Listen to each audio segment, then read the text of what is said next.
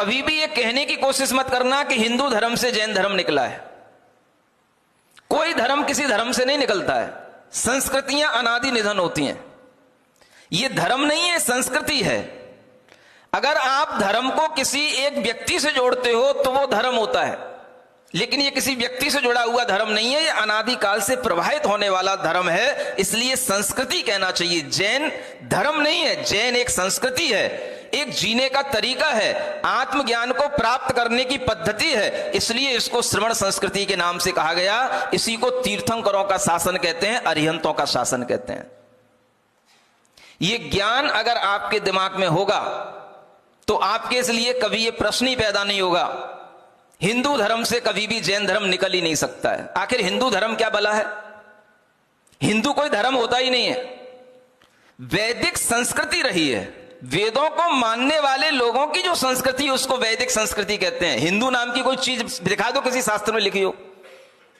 किसी भी रामायण के अंदर, किसी भी महाभारत के अंदर कहीं हिंदू शब्द आया हो, बता देना मुझे। कौन सा धर्म है हिंदू धर्म? ये संस्कृति जिसको मानने में आ रही है वैदिक संस्कृति, उसको लोग हिंदू कह रहे हैं। लेकिन ये हिंदू शब्द आपका शब्द नहीं है, ये फारसी शब्द है। ये ध्यान रखना। भारत देश ये आपका शब्द है, इसको आप भूल रहे हो।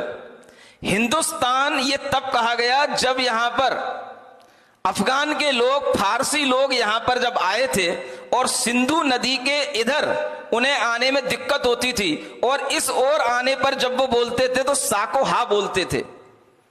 इसलिए वो सिंधु का नाम पड़ा हिंदू, माने सिंधुस्तान, हिंदुस्तान बन गया। सिंधु नदी के इधर का जो स्थान था वो सारा का सारा हिंदुस्तान कहलाता है। और उस हिंदुस्तान में रहने वाले जो भी लोग हैं वो सब हिंदू कहलाते हैं।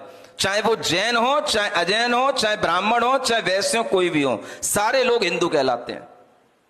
हिंदू कोई धर्म नहीं है, हिंदू एक स्थान का नाम है, इसलिए उसको हिंदुस्तान कहते हैं। हिंदू धर्म से कभी जैन धर्म निकला है ये बात कभी सोचना भी मत। इतिहास पढ़ करके देखना। अगर भगवान ऋषभ देव का वर्णन ऋग्वेदों में मिलता है तो ऋग्वेद बनने से पहले भी भगवान ऋषभ देव थे कि नहीं?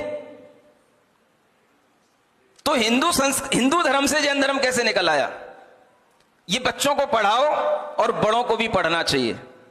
भगवान ऋषभ देव के बिना कोई भी तरह का इस कर्म भूमि में प्रजा का पालन करने की कोई पद्धति नहीं थी। और उन्हीं भगवान ऋषभ देव के पुत्र भरत के नाम से आज भी ये देश भारत देश के नाम से जाना जाता है। ये भी भागवत पुराण में लिखा हुआ है।